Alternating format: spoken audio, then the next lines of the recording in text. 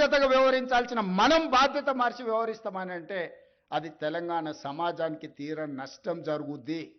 రాష్ట్రం ఆర్థికంగా బాగా లేదు, అప్పు పుడతలేదు, అనా పైసా ఎవడు ఇస్తలేడు. ఎవరినైనా కలవడానికి పోతే బ్యాంకర్లు దొంగలను చూసినట్టు చూస్తున్నారు తెలంగాణ రాష్ట్ర ప్రతినిధులను. ఎవడు ఢిల్లీకి పోతే అపాయింట్మెంట్ కూడా ఇస్తలేడు, వీడు వస్తే చెప్పులు కూడా ఎత్తుకుపోతాడేమో అన్నట్టుగా ఆ పరిస్థితి ఉంది దేశం ముందల. అప్పు పుడితే నేను కూడా ఏదో ఒకటి చేసి తెచ్చిచ్చేటోను, అప్పు పుట్టట్లేదు, ఎవడు బజార్లో నమ్మడం లేదు. స్వీయ నియంత్రణనే దీనికి పరిష్కారము.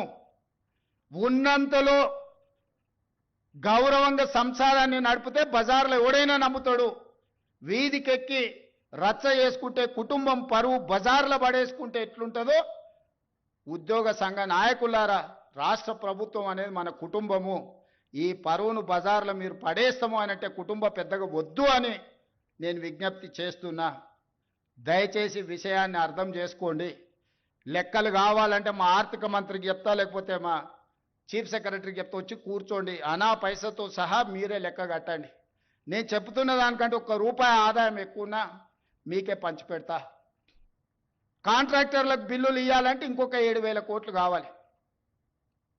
నేను చెప్పేది అన్ని నిత్యావసర అత్యవసరానికే 22,000 కోట్లు, దాంట్లోనే 4,000 కోట్ల తుట్టుంది. ఇక ఆయన పెట్టిపోయిన 50,000 కోట్ల రూపాయల కాంట్రాక్టర్లకు పాత బకాయిలు ఇవ్వాలంటే నెలకి 7,000 కోట్లు కావాలి. ఇవాళ సాగునీటి ప్రాజెక్టులల్లా 70%, 80%, 90% ప్రాజెక్టులు పూర్తయినే ఉన్నాయి. నెలకు 1,000 కోట్లు సాగునీటి మీద మనం ఖర్చు పెడితే 2 ఏళ్లలో దాదాపుగా 20 లక్షల ఎకరాలకు నీళ్ళు ఇవ్వచ్చు. ఇవాళ రాష్ట్రం మొత్తం నెలకు మొత్తం ఇన్ఫ్రాస్ట్రక్చర్, R&B కావచ్చు, పంచాయతీరాజ్ కావచ్చు, ఇరిగేషన్ కావచ్చు, any other department for development works, I'm not able to spend even 1,000 crores. ప్రతి నెల రాష్ట్రంలో జరుగుతున్న కాంట్రాక్టులు పనులకు బిల్లులు చెల్లించాలంటే 1,000 కోట్లు కూడా దొరకడం లేదు, 1,000 కోట్లు కూడా రావడం లేదు. 600-700 కోట్ల రూపాయలు ఇచ్చి 10 ఏళ్ల నుంచి వేయని రోడ్లు ఊర్లలో ఇవాళ గుంతలు పడ్డాయి. మీరు కష్టపడి కారు కొనుక్కుంటారు, మీరు సైకిల్ మోటార్ కొనుక్కొని ఫ్యామిలీతో పోతుంటే సడన్గా గుంత వస్తే అందులో పడి కింద పడి కాలు ఇరిగిపోతుంది. ఇవాళ చిన్న చిన్న గ్రామాలకు రోడ్లు వేయాలంటే అనా పైసా లేదు. పాత రోడ్ల మీద డాంబర్ వేద్దామంటే కూడా రూపాయి లేదు. రాష్ట్రం మొత్తం ఆర్థికంగా దెబ్బతినున్నాము. ఒక కుటుంబం విచ్ఛిన్నమైపోయి చిన్నాభిన్నమైపోయి ఆర్థికంగా పూర్తిగా దివాలా తీస్తే ఎట్లుంటుందో తెలంగాణ రాష్ట్ర ప్రభుత్వం యొక్క ఆర్థిక వ్యవస్థ అట్లనే ఉంది. ఎవరికైనా అనుమానం ఉంటే ఉన్న అన్ని లెక్కలు బహిరంగంగా చెప్తా. ఉద్యోగ సంఘాలు అందరు రాండి, ఆర్థిక శాఖ అధికారి దగ్గర కూర్చోండి, ఆర్థిక మంత్రి దగ్గర కూర్చోండి, సహకరించండి. నేను ఇవన్నీ ఎందుకు చెప్తున్నా అంటే మిమ్మల్ని సహకరించమని అడగడానికి చెప్తున్నా. మీరు సమరం చేయడం కోసంగా, సమరం చేస్తా అంటే ఎవరు మీరు చేస్తారు? నేను మళ్ళీ చెప్తున్నా, నేను కోసినా కూడా ఇంతకంటే ₹1 ఎక్కువ వెళ్ళదు.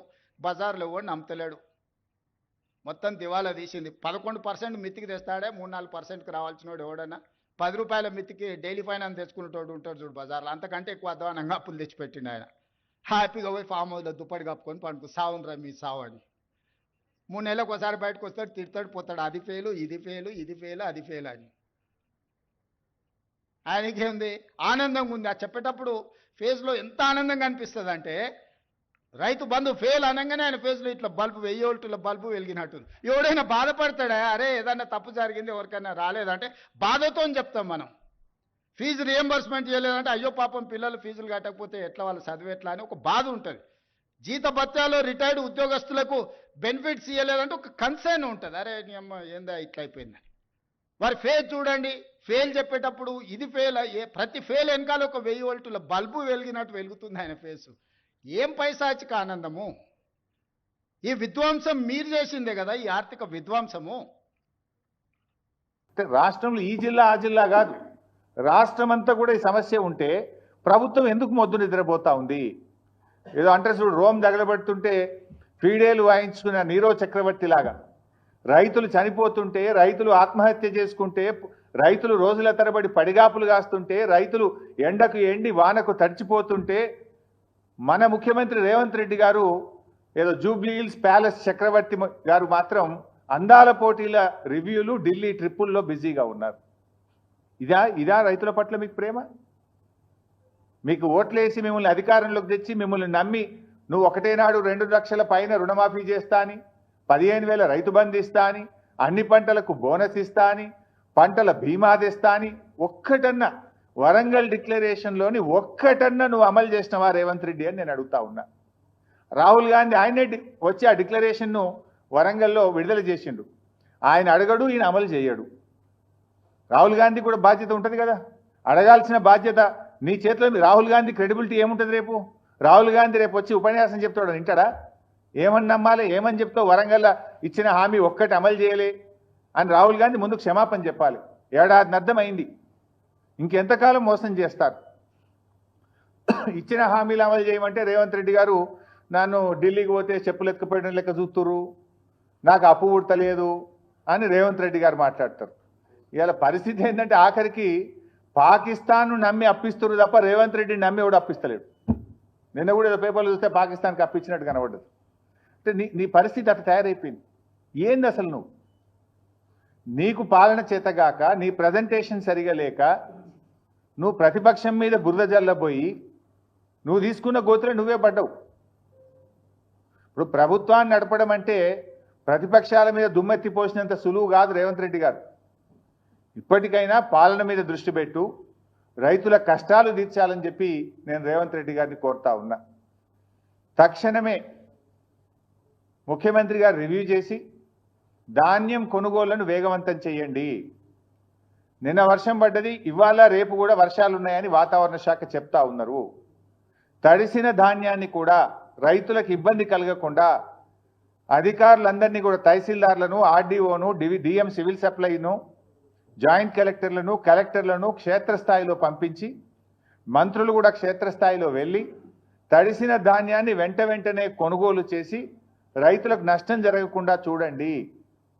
అసెంబ్లీలో ఉపన్యాసాలు ఇచ్చుడు కాదు, తరుగు తాలు పేరు మీద 5 కిలోల నుంచి 10 కిలోల వరకు రైతుల దగ్గర క్వింటాల్కు కట్ చేస్తూ ఉన్నారు కనుక దాన్ని రివ్యూ చేసి తాలు తరుగు లేకుండా కొనుగోలు జరిగే విధంగా రేవంత్ రెడ్డి గారు చర్యలు తీసుకోవాలని చెప్పి మేము డిమాండ్ చేస్తూ ఉన్నాం. ఒకవేళ ప్రభుత్వం స్పందించకపోతే బీఆర్ఎస్ పార్టీ పక్షాన పెద్ద ఎత్తున కార్యాచరణ సిద్ధం చేసుకొని బీఆర్ఎస్ పార్టీ రైతుల పక్షాన పోరాటం చేస్తుందని చెప్పి కూడా ఈ ప్రభుత్వాన్ని హెచ్చరిస్తూ ఉన్నాం. Thank you.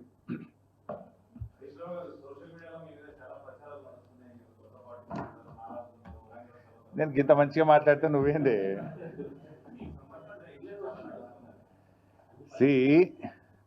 సోషల్ మీడియాలో వచ్చిన వార్తల మీద ట్విట్టర్లో నేను అదే రోజు ఖండించిన. 1, 2 చివరికి మా నాయకులు దాసోజు శ్రవణ్ గారు, ఎర్రోల శ్రీనివాస్ గారికి చెప్పి పోలీస్ స్టేషన్లో కంప్లైంట్ కూడా ఇచ్చి ఆ కంప్లైంట్ను కూడా నా ట్విట్టర్లో పోస్ట్ చేసి ఇటువంటి ఫేక్ ప్రచారం నమ్మొద్దని, తక్షణమే డీజీపీ గారు వీళ్ళ మీద చర్యలు తీసుకోవాలని చెప్పి కూడా నేను రాష్ట్ర డీజీపీ గారిని కోరిన విషయం కూడా మీ అందరికి తెలిసిందే కదా. ఏం రగ్గారు?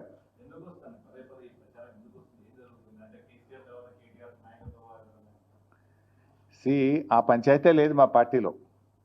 నేను చాలాసార్లు కూడా చెప్పాను, మీరందరూ కూడా చూసింటారు. ఒక్కసారి కాదు, కొన్ని 100ల సార్లు చెప్పి ఉంటాను.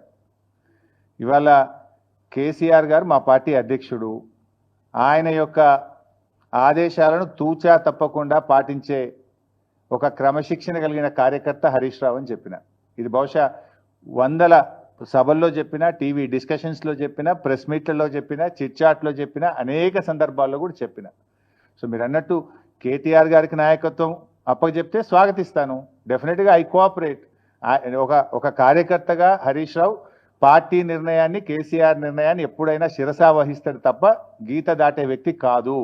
ఇది నా 25 ఏళ్ల రాజకీయ ప్రస్థానం చూపిస్తుంది. 25 ఏళ్ళ నుంచి నేను బీఆర్ఎస్ పార్టీలో ఉన్నాను. పార్టీ జెండా పుట్టుక నుంచి ఈ రోజు వరకు కేసీఆర్ గారి అడుగుజాడల్లో వారి సూచనలకు అనుగుణంగా పనిచేసేటువంటి ఒక కార్యకర్తగా హరీష్ రావు పనిచేసిండు, రేపు కూడా చేస్తాడు. Thank you.